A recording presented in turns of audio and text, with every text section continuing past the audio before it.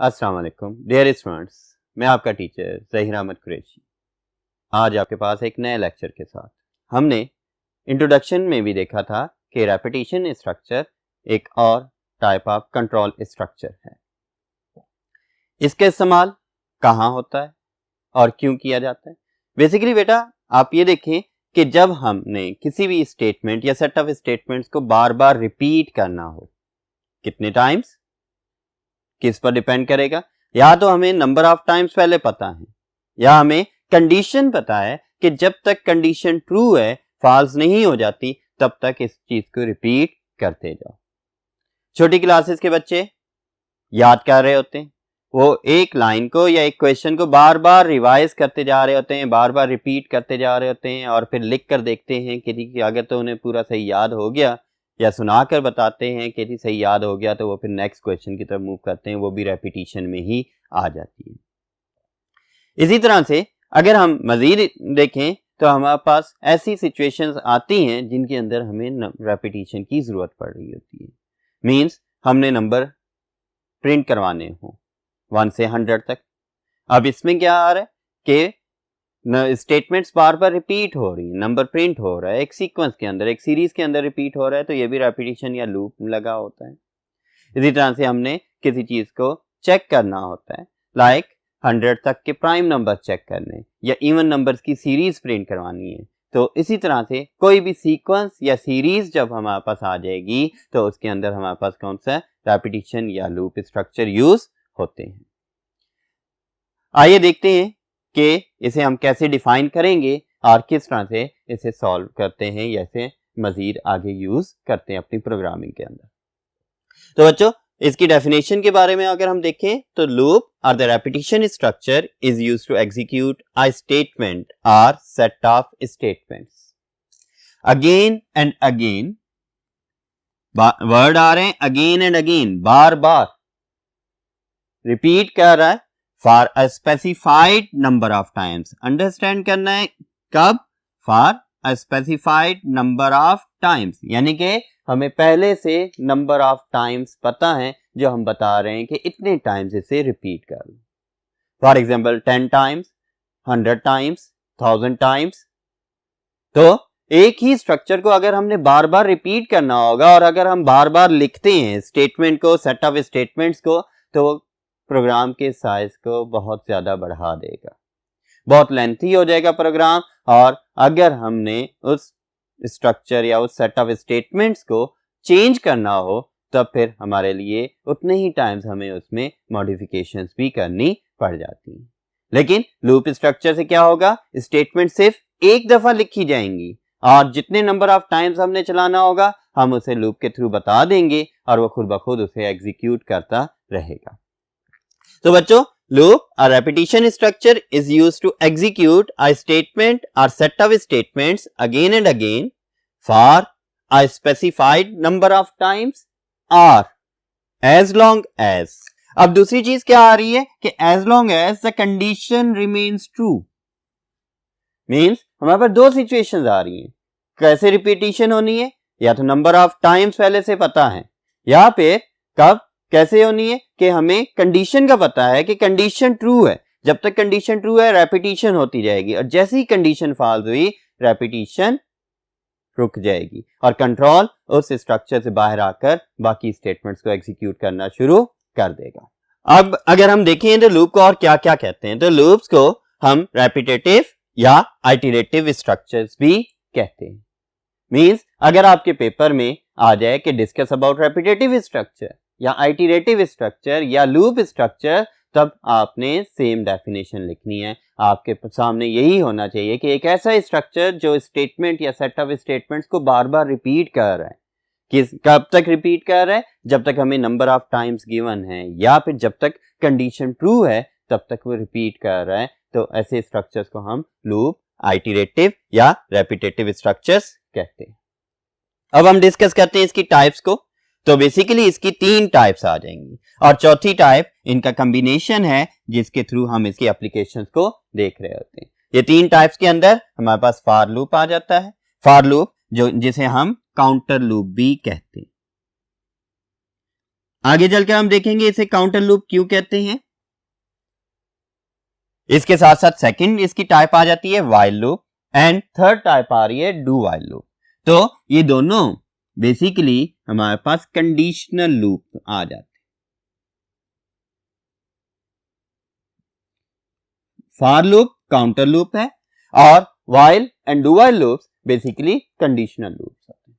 अब इन दोनों में फर्क क्या है। काउंटर लूप मतलब कि एक ऐसा लूप जो एग्जीक्यूट करे स्टेटमेंट या सेट ऑफ स्टेटमेंट्स को for a specified number of times. Means ऐसा स्ट्रक्चर जिसके अंदर नंबर ऑफ काउंट्स का हमें पहले से पता हो कि इस लूप ने कितने टाइम्स काउंट करना है, तो उसे हम क्या कहते हैं, काउंटर लूप कहते हैं। काउंटिंग जिसमें की जा रही हो काउंटर लूप। और कंडीशनल लूप जिसके अंदर हमें पहले से ये चीज आइडेंटिफाइड नहीं है कि ये लूप कितने टाइम्स चलेगा। ये लूप एक टाइम भी चल सकता है, ये लूप 10 टाइम्स ही चल सकता है। इन अदर वर्ड्स अगर हम कहें तो ये लूप यूजर कंट्रोल्ड लूप भी कहलाता है। क्यों? क्योंकि ये कंडीशन की बेस के ऊपर है। जैसे ही यूजर ने कंडीशन फॉल्स कर दी तब ये लूप एंड हो जाएगा। अब हम सबसे पहले डिस्कस करेंगे फॉर लूप को, इसके सिंटैक्स को, इसकी एग्जांपल्स को देखेंगे, फिर बाकी दो लूप्स को भी हम बाद में देखते रहेंगे। फॉर लूप के लिए चलते हैं हम नेक्स्ट बोर्ड के ऊपर।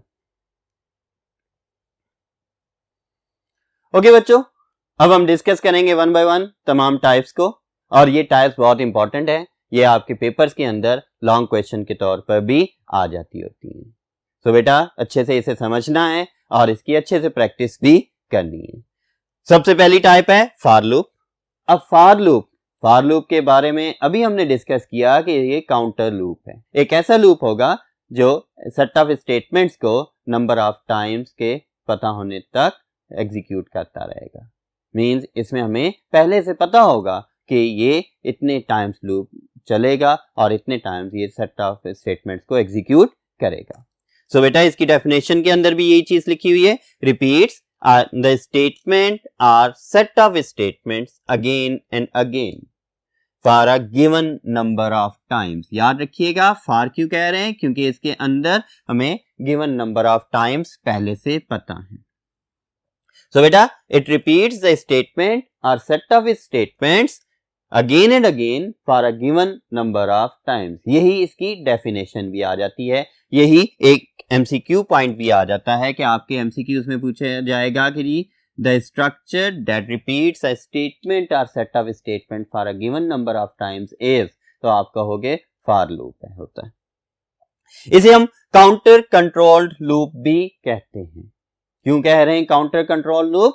अभी मैंने बताया था कि इसमें हमें पहले से ही नंबर ऑफ काउंट्स का पता होता है, नंबर ऑफ रेपिटेशंस का पहले से ही पता होता है। इस वजह से इसे काउंटर कंट्रोल लूप भी कहा जाता है। और इसे यूज कहां किया जाता है? Use in the situations where exact number of repetitions या exact number of counts are already confirmed. For example, जब हमें पता होता है कि एग्जैक्ट नंबर ऑफ काउंट्स कितने हैं और कितने times set of statements repeat होंगी, तो ऐसी सिचुएशंस के अंदर हम फॉर लूप को यूज करते हैं। सिंटैक्स के अंदर हमारे पास डिफरेंट ब्लॉक्स आ जाते हैं जो कि मैंडेटरी हैं। अगर इन ब्लॉक्स को नहीं लिखेंगे तो सिंटैक्स एरर भी आएगा। सबसे पहले हमने फॉर का कीवर्ड लिखना है। फॉर के कीवर्ड के बाद हमारे पास फर्स्ट जो स्टेटमेंट आ जाती है वो है इनिशियलाइजेशन आ जाएगी। इनिशियलाइजेशन मींस हम एक वैल्यू को इनिशियलाइज करवाएंगे। For example a is equal to 1 से हम इनिशियलाइज करवा देंगे। सो बेटा इनिशियलाइजेशन के बाद सेमीकोलन आएगा। सेमीकोलन के बाद कंडीशन लिखी जाएगी, फिर सेमीकोलन आएगा, फिर इंक्रीमेंट डिक्रीमेंट आ जाएगा। अब ये तीन ब्लॉक्स इसके अंदर आ रहे हैं। फॉर के कीवर्ड के बाद इनिशियलाइजेशन का ब्लॉक, यानी कि ये पहला सेमीकोलन, दूसरे सेमीकोलन के दरमियान और तीसरे सेमीकोलन के दरमियान। अगर यहाँ पर कोई वैल्यूज ना भी लिखी जाएं, कुछ सिंटैक्स आपको ऐसे भी मिलेंगे, कुछ प्रोग्राम भी ऐसे आएंगे, कुछ एग्जांपल्स आपके सामने ऐसी आएंगी एडवांस लेवल के ऊपर जिसके अंदर आपको सिर्फ सेमीकोलंस लिखे मिलेंगे, तब भी सही है। लेकिन सेमीकोलंस, दो सेमीकोलंस इन पैरेंथेसिस के अंदर होना लाजमी होते हैं। सिंपली अगर हम देखें फार के कीवर्ड के बाद इनिशियलाइजेशन की जाएगी, इनिशियलाइजेशन के साथ साथ कंडीशन लिखी जाएगी, कंडीशन के साथ साथ इंक्रीमेंट या डिक्रीमेंट ऑपरेटर्स यूज किए जाएंगे ताकि हम लूप को नेक्स्ट वैल्यू प्रोवाइड कर सकें। अब इसके बाद हमारे पास बॉडी ऑफ द लूप आ जाएगी। बॉडी ऑफ द लूप के बाद हम हर स्ट्रक्चर के एंड में लिखते हैं अदर स्टेटमेंट्स। क्यों? प्रोग्राम के अंदर सिर्फ यही एक स्ट्रक्चर तो नहीं होता, इसके अलावा और भी प्रोग्रामिंग स्टेटमेंट्स होती हैं, तो कंट्रोल उधर भी मूव करता है, उन्हें भी एग्जीक्यूट करता है। उसके लिए हम ये देखेंगे कि अदर स्टेटमेंट्स पर कंट्रोल कब जाएगा। अब बच्चों इसकी वर्किंग थोड़ा सा अंडरस्टैंड करते हैं और फिर उसके बाद इसकी वर्किंग लिखेंगे और इसके एग्जांपल्स को डिस्कस करेंगे। तो बच्चों सबसे पहले इनिशियलाइजेशन होगी। सबसे पहला स्टेप हमारे पास क्या आ जाएगा? इनिशियलाइजेशन का आ जाएगा। याद रखने वाली बात है बच्चों कि initialization is performed only once in the loop body. Initialization सिर्फ एक ही दफा एग्जीक्यूट होती है, एक से ज्यादा दफा एग्जीक्यूट नहीं होती। इनिशियलाइजेशन होगी आपकी, इनिशियलाइजेशन के बाद कंट्रोल कंडीशन पर चला जाएगा और कंडीशन को चेक करेगा। इनिशियलाइजेशन के बाद कंट्रोल कंडीशन पर आ गया और कंडीशन को चेक किया। अगर तो कंडीशन ट्रू है, अगर कंडीशन ट्रू है then control body of the loop के अंदर आ जाएगा और बॉडी ऑफ द लूप की स्टेटमेंट्स को एग्जीक्यूट कर देगा। जब ये स्टेटमेंट्स एग्जीक्यूट होगी बॉडी ऑफ द लूप के अंदर, अगर एक स्टेटमेंट हो तो ये ब्रेसेस लगाने की जरूरत नहीं है। अगर एक से ज्यादा स्टेटमेंट्स होंगी जिन्हें हम रिपीट करवाना चाहते हैं तब उन्हें हम ब्रेसेस या डिलिमिटर्स के अंदर लिखेंगे। जब ये स्टेटमेंट्स एग्जीक्यूट होगी कंट्रोल इधर इस ब्रैकेट पर आएगा और यहां से कंट्रोल मूव हो जाएगा कहां? इंक्रीमेंट डिक्रीमेंट के। इंक्रीमेंट डिक्रीमेंट ऐसी स्टेटमेंट्स जो वैल्यूज को किसी खास स्टेप वैल्यू से इंक्रीज कर रही होती हैं या डिक्रीज कर रही होती है। आपने इंक्रीमेंट डिक्रीमेंट ऑपरेटर पढ़े हैं पिछले चैप्टर के अंदर। मींस ऐसे ऑपरेटर जो वैल्यू को 1 से इंक्रीज कर रहे हो इंक्रीमेंट, और ऐसे ऑपरेटर जो वैल्यू को 1 से डिक्रीज कर रहा होता है वो डिक्रीमेंट कहलाता है। तो उसने भी हम यहाँ पर यूज कर सकते हैं। इंक्रीमेंट या decrement means next step value के बाद कंट्रोल आपकी कंडीशन पर आ जाएगा, कंडीशन को दोबारा चेक करेगा। अब कंडीशन दोबारा ट्रू होगी तो फिर दोबारा से स्टेप 3, 4, 5 एग्जीक्यूट होंगे। कंडीशन चेक हुई, कंडीशन ट्रू है, स्टेप कंट्रोल बॉडी में आ गया, बॉडी स्टेटमेंट्स को एग्जीक्यूट किया और बॉडी स्टेटमेंट्स को एग्जीक्यूट करने के बाद दोबारा इंक्रीमेंट डिक्रीमेंट पर चला गया। और ये प्रोसेस चलता रहेगा कब तक? जब तक कंडीशन ट्रू है। और जैसे ही कंडीशन फॉल्स हुई, कंडीशन फॉल्स होने पर कंट्रोल कहां आ जाएगा? अदर स्टेटमेंट्स पर चला जाएगा। अब जब कंडीशन फॉल्स हो रही है तो फॉल्स के फॉर्म में कंट्रोल कहां आ रहा है? अदर स्टेटमेंट्स पर आ रहा है। और जब ट्रू थी तो कंट्रोल कहां आ रहा था? बॉडी ऑफ द लूप के अंदर आ रहा था। बच्चों मैं एक दफा दोबारा रिपीट करता हूं इस पूरे प्रोसेस को कि सबसे पहला स्टेप इनिशियलाइजेशन का परफॉर्म हुआ जो कि पूरे लूप के अंदर सिर्फ एक ही दफा परफॉर्म होता है। इसके बाद इनिशियलाइजेशन करने के बाद स्टेप 2 कंडीशन चेक हुई। जब कंडीशन ट्रू थी तो control body of the loop में आ गया और बॉडी ऑफ द लूप को की स्टेटमेंट को एग्जीक्यूट करने के बाद कंट्रोल इंक्रीमेंट डिक्रीमेंट ब्लॉक में चला गया। यहां से वैल्यू को इंक्रीज किया या डिक्रीज किया, नेक्स्ट वैल्यू मिली और नेक्स्ट वैल्यू की बेस के ऊपर दोबारा कंडीशन चेक हुई। कंडीशन अगर अगेन ट्रू है तो कंट्रोल दोबारा बॉडी में आएगा, दोबारा स्टेटमेंट्स को एग्जीक्यूट करेगा, फिर इंक्रीमेंट डिक्रीमेंट पर जाएगा, नेक्स्ट वैल्यू मिलेगी, फिर उसे दोबारा कंडीशन चेक करेगा और जैसे ही कंडीशन फॉल्स होगी तो कंट्रोल कहां आ जाएगा? अदर स्टेटमेंट्स पर आ जाएगा। मींस लूप की बॉडी से बाहर आ जाएगा और उन्हें एग्जीक्यूट करना स्टार्ट कर देगा। तो बेटा यही स्टेप्स आपने याद रखने हैं। आप जब भी सिंटैक्स लिखें याद करने के लिए इसे टाइटल कर लें, इससे आपको आसानी रहेगी। आते हैं इसकी वर्किंग को डिस्कस करते हैं। So first of all counter variable is initialized by a value. Means initialization के अंदर क्या हो रहा है? एक वेरिएबल इनिशियलाइज हो रहा है। अब ये काउंटर वेरिएबल क्या है? एक ऐसा वेरिएबल जो नंबर ऑफ रेपिटेशंस को काउंट कर रहा है इन अ लूप, वो काउंटर वेरिएबल कहलाएगा। अगेन रिपीट करता हूं आपके लिए इसकी डेफिनेशन को, एक ऐसा वेरिएबल जो नंबर ऑफ रेपिटेशंस को काउंट करता है एक लूप के अंदर, वो काउंटर वेरिएबल कहलाता है। तो सबसे पहले काउंटर वेरिएबल इनिशियलाइज हुआ किसी एक वैल्यू से, लाइक मैंने यहां पर a is equal to 1 initialize कर दिया। अब a काउंटर वेरिएबल है, फॉर लूप इस a के थ्रू एग्जीक्यूट होगा। अब इसके बाद नेक्स्ट स्टेप आ जाता है, then condition is evaluated, means पहला कि पहले वैल्यू इनिशियलाइज हुई, फिर उसके बाद कंडीशन इवेलुएट या चेक हुई। अब इसके बाकी स्टेप्स को हम नेक्स्ट बोर्ड पर डिस्कस करते हैं और इसके बाद इसकी एग्जांपल भी देखते हैं। नेक्स्ट पॉइंट हम देखेंगे, if condition is true. Next stage के अंदर नेक्स्ट स्टेप में क्या होगा कि अगर कंडीशन ट्रू है then control moves to the body of loop for execution. Means अगर तो कंडीशन ट्रू है, कंट्रोल बॉडी ऑफ लूप में जाएगा और स्टेटमेंट्स को एग्जीक्यूट करेगा। और जब उसने स्टेटमेंट्स एग्जीक्यूट कर ली, after executing the loop body, control moves to the increment decrement block for increasing or decreasing the value. जब body of the loop execute कर ली तो उसके बाद कंट्रोल इंक्रीमेंट डिक्रीमेंट ब्लॉक में चला गया, जहां पर वो नेक्स्ट स्टेप वैल्यू को सेट कर देगा, जो कि आइदर 1 भी हो सकती, 2 भी हो सकती, 5 भी हो सकती। जो भी यूजर वैल्यू रखेगा वो उसी नेक्स्ट स्टेप वैल्यू को सेट करके नेक्स्ट दोबारा कंडीशन को चेक करेगा। जब उसने इंक्रीमेंट डिक्रीमेंट कर लिया, अब दोबारा कंट्रोल कहां आ जाएगा, then again condition is checked, दोबारा कंट्रोल कंडीशन पर आ गया और उसे इवेलुएट किया। अब अगर कंडीशन अगेन ट्रू है तो स्टेप 3 to 5 रिपीट होंगे, और ये कब तक रिपीट होते रहेंगे, अनलेस कंडीशन बिकम्स फॉल्स।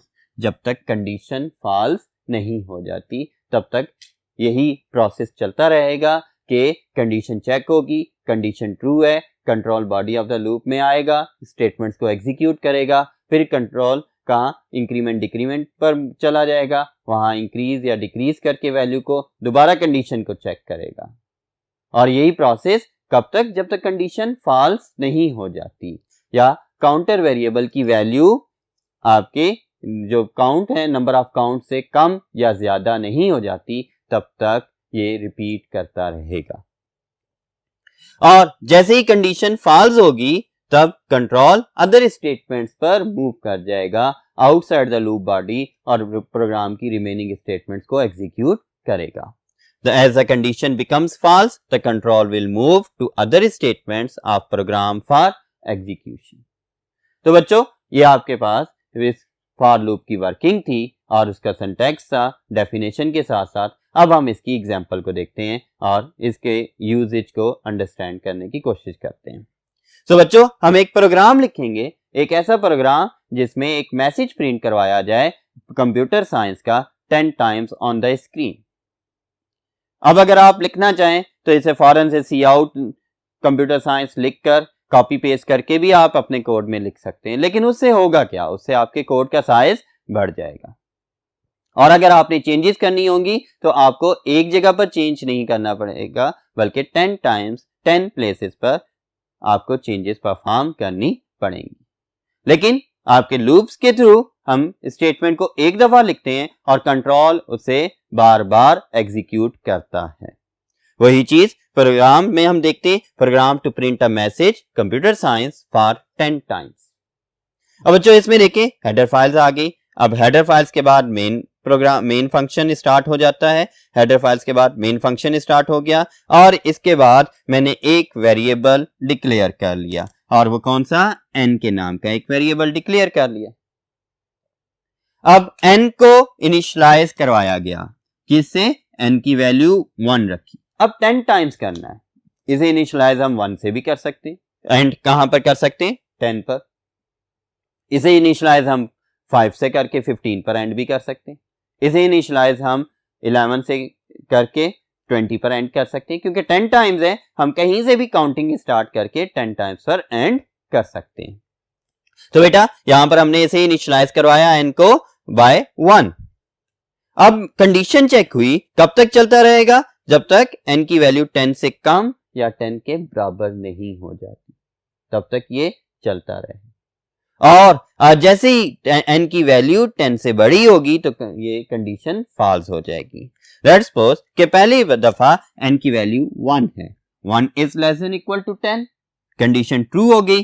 अब कंट्रोल कहाँ आ गया, बॉडी में आ गया। यहां पर एक चीज बताता चलूं कि मैंने एक स्टेटमेंट लिखी है, इस वजह से यहां पर डिलिमिटर्स यूज करने की जरूरत नहीं है। इस स्ट्रक्चर के अंदर भी इफ एल्स स्ट्रक्चर की तरह अगर एक ही स्टेटमेंट होगी तो डिलिमिटर्स यूज करें या ना करें तो कोई एरर नहीं आएगा।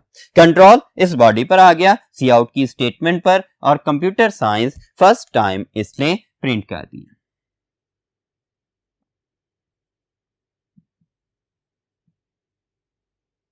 अब फर्स्ट टाइम इसने प्रिंट कर दिया और इसके बाद क्या करेगा, ये क्या गेट ch पर आएगा, नहीं, कंट्रोल दोबारा कहां आ जाएगा, n प्लस प्लस पर। अब हम इसे इंक्रीमेंट कर रहे हैं, अब यहां से n की वैल्यू क्या हो जाएगी, 2 हो जाएगी, और कंडीशन पर दोबारा आ गया, मींस n के पास कौन सी वैल्यू आ गई, 2 is less than equal to 10। अब अगर हम देखते हैं कंडीशन अगेन ट्रू हो रही है, अब अगेन दोबारा सी आउट कंप्यूटर साइंस प्रिंट करेगा, और इसी तरह से ये मजीद।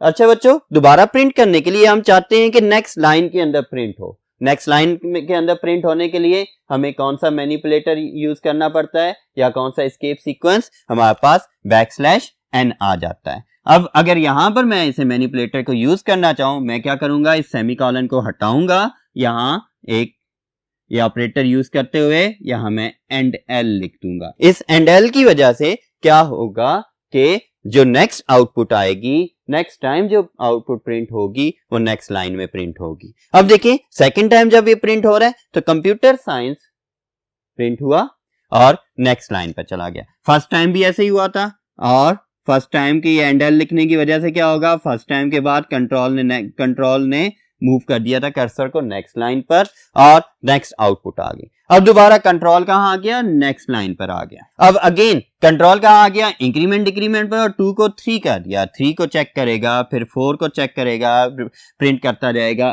टिल कहां तक, 10 तक ये प्रिंट करता जाएगा। और इसकी लेट्स सपोज के n की वैल्यू मैं 10 रख लेता हूं, रिपीट 4 5 6 7 8 9, 10th टाइम n की वैल्यू 10 आ गई। अब यहां पर 10 से चेक कर रहा है।